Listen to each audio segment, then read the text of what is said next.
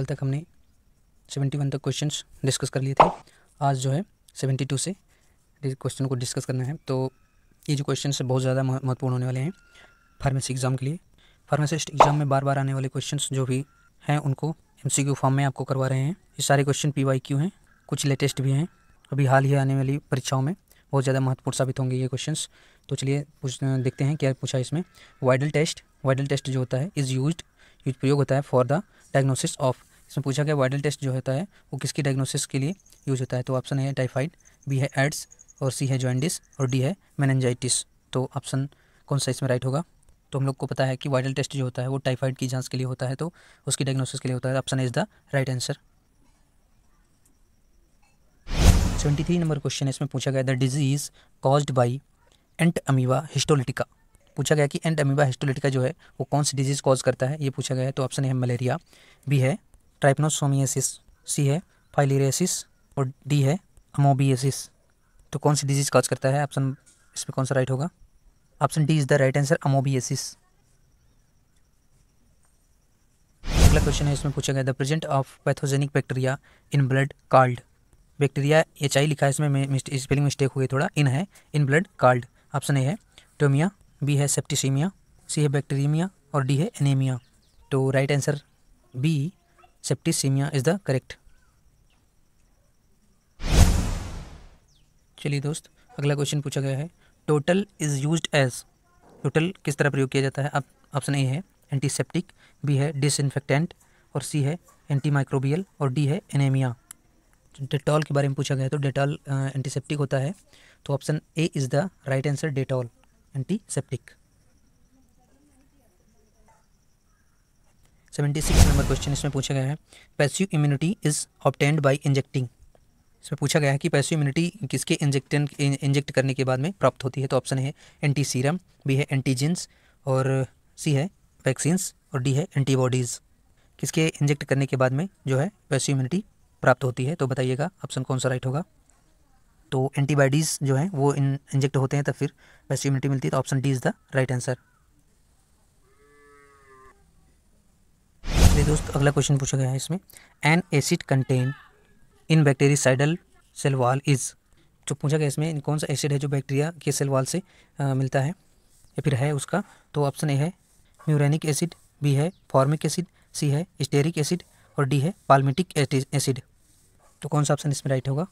Bacteria के cell से जो एसिड होता है वो कौन सा बनाया जाता है, वो कौन सा होता है, कंटेन प्राप्त होता है।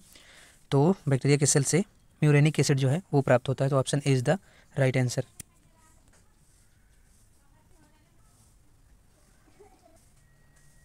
एट नंबर क्वेश्चन इसमें पूछा गया प्रिपरेशन कंटेनिंग किल्ड और attenuated viruses is term as. से पूछा गया है कि जो प्रिपरेशन होता है बैक्टीरिया उस वायरस के किल्ड करने के लिए वो टर्म कौन सा होता है। ऑप्शन ए वैक्सीन, बी है एंटी सीरम, सी है टॉक्सिन और डी है टॉक्साइड्स। वो टर्म कौन सा होता है ये बताना है। तो ऑप्शन ए जो है वैक्सीन, इससे जो है ये टर्म कहलाता है। तो option A is the right answer, vaccines.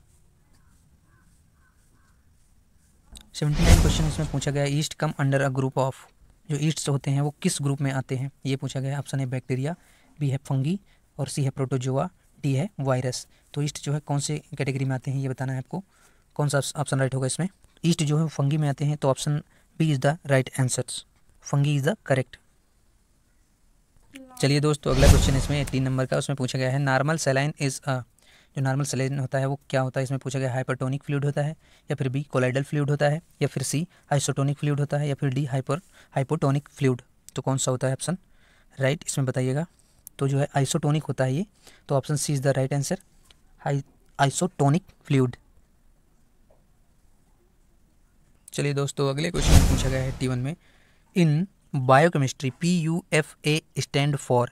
PUFA की जो है फुल फॉर्म पूछी गई है, तो क्या होता है बताइएगा। ऑप्शन ए है poly unsaturated fatty acids, B है पॉली अनस्टेबल फैटी एसिड्स और सी है प्यूरिफाइड फैटी एसिड और डी है प्योर अनसेचुरेटेड फैटी एसिड। तो ये पॉली अनसेचुरेटेड फैटी एसिड्स होती हैं। तो option A is the right answer. 82 number question इसमें पूछा गया है which of the following active ingredients form froth when shaken with water. पूछा गया वाटर के साथ सेक करें तो क्या मतलब बनता है, ये पूछा गया है। वाटर के साथ जब जो है सेक किया जाता है तो ऑप्शन ए है गम, बी है सेपोनिन और सी है टैनिन, डी है रेजिन। तो कौन से हैं जो वाटर के साथ सेक करने के फ्रोथ फॉर्म में बदल जाते हैं, तो बताइएगा option. Option B is the right answer. Saponin जो होते हैं इनको सेक करने के वाटर के साथ में फ्रोथ में बदल जाते हैं ये। चलिए दोस्त, अगला क्वेश्चन है largest of plasma. Largest of plasma lipoprotein is. Plasma की लार्जेस्ट लिपोप्रोटीन पूछी गई तो कौन क्या होती है? ऑप्शन ए है लो डेंसिटी लिपोप्रोटीन, बी है चाइलोमाइक्रॉन और सी है हाई डेंसिटी लिपोप्रोटीन्स, डी है वेरी लो डेंसिटी लिपोप्रोटीन्स। तो option B is the right answer, चाइलोमाइक्रॉन्स।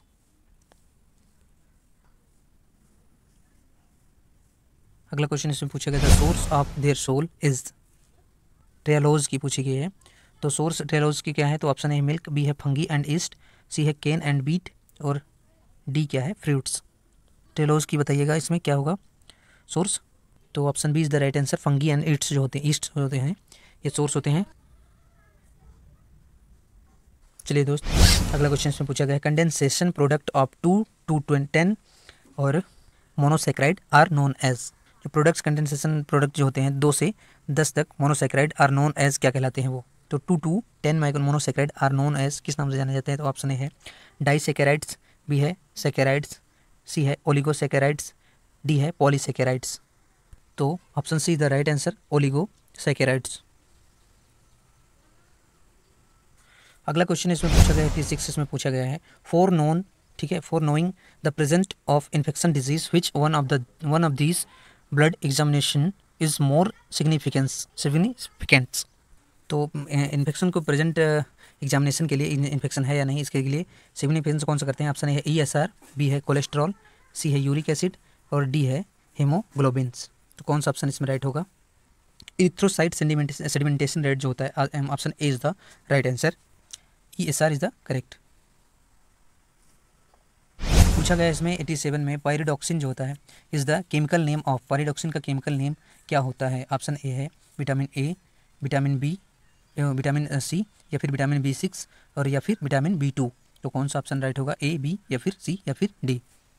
तो पायरिडॉक्सिन्स विटामिन B6 का नाम होता है, तो option C is the right answer. 88 number question में पूछा गया है protein is made up of. Protein जो है वो बना होता है किससे? ऑप्शन ए है यूरिया, बी है क्रेटिनिन, सी है यूरिक एसिड और डी है अमीनो एसिड। बहुत ही इंपॉर्टेंट क्वेश्चन है, तो बताइएगा इसमें कौन सा ऑप्शन राइट होगा? यूरिया से बनता है या फिर क्रेटिनिन से बनता है या फिर यूरिक एसिड से बनता है या फिर अमीनो एसिड से बनता है? किस से बनता है प्रोटीन्स? तो प्रोटीन जो है अमीनो एसिड से मिलकर बने होते हैं। Option D is the right answer, amino acids.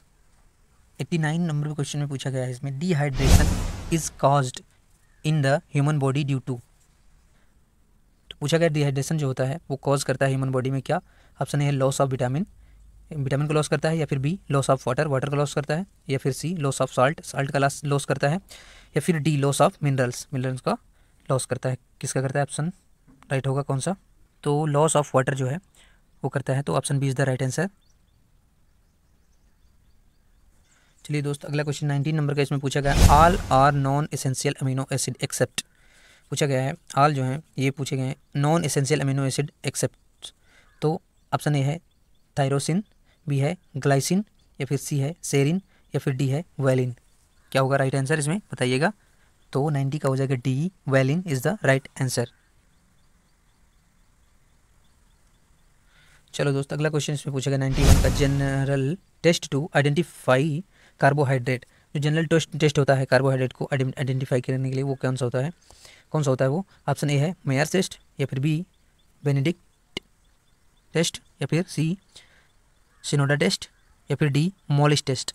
तो बताइएगा कौन सा होगा ऑप्शन इसमें राइट? तो option D is the right answer. Molisch test जो है वो कार्बोहाइड्रेट के आइडेंटिफाई करने के लिए यूज़ किया जाता है, तो option D is the correct answer. चलो अगला क्वेश्चन पूछा गया इसमें 92 positive agent of chicken pox is. जो पॉजिटिव एजेंट होते हैं वो चिकन पॉक्स के कौन से होते हैं? तो ऑप्शन ए है इसमें पूछा गया है कॉर्नी बैक्टीरियम, बी है वेरिसोला जोस्टर और सी है इरिसिनिया पेस्टिस और डी है सेरिकिया कोली। तो ऑप्शन इसका होगा वेरिसोला जोस्टर, यानी कि ऑप्शन बी में है। तो B is the right answer. Varicella zoster जो है इसका कॉजेटिव एजेंट होता है।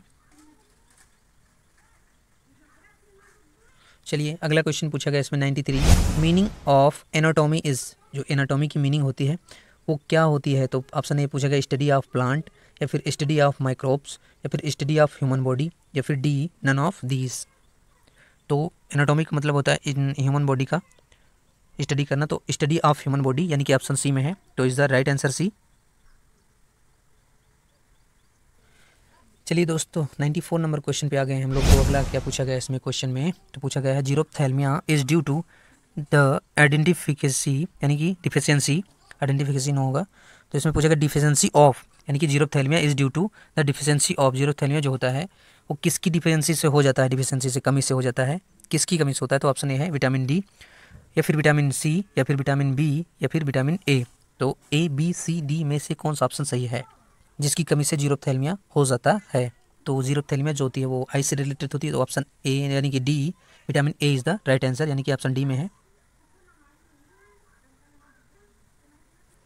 चलिए दोस्तों अगला क्वेश्चन इसमें पूछा गया विच of the following is not formed by haemoglobin. तो इसमें पूछा गया कि फॉलोइंग जो इसमें दिए गए हैं नीचे वो कौन से हैं जो हीमोग्लोबिन से फॉर्म नहीं होते हैं। तो ऑप्शन है बिलुरिबिन, बी है फाइब्रोनोजिन, सी है सेरोकोब्लिन, स्टेरोकोब्लिन, और डी है यूरोबिलिनोजेन। तो राइट आंसर इसमें कौन सा होगा। सी जो है ऑप्शन में स्टेरोकोब्लिन दिया हुआ है, ये नहीं बना, ये बनता नहीं है जैसे हीमोग्लोबिन से। तो option C is the right answer. चलिए तो दोस्त यहीं तक एंड करते हैं अपनी क्लास को। अब मिलेंगे अगले वीडियो में, तब तक के लिए जय हिंद, जय भारत।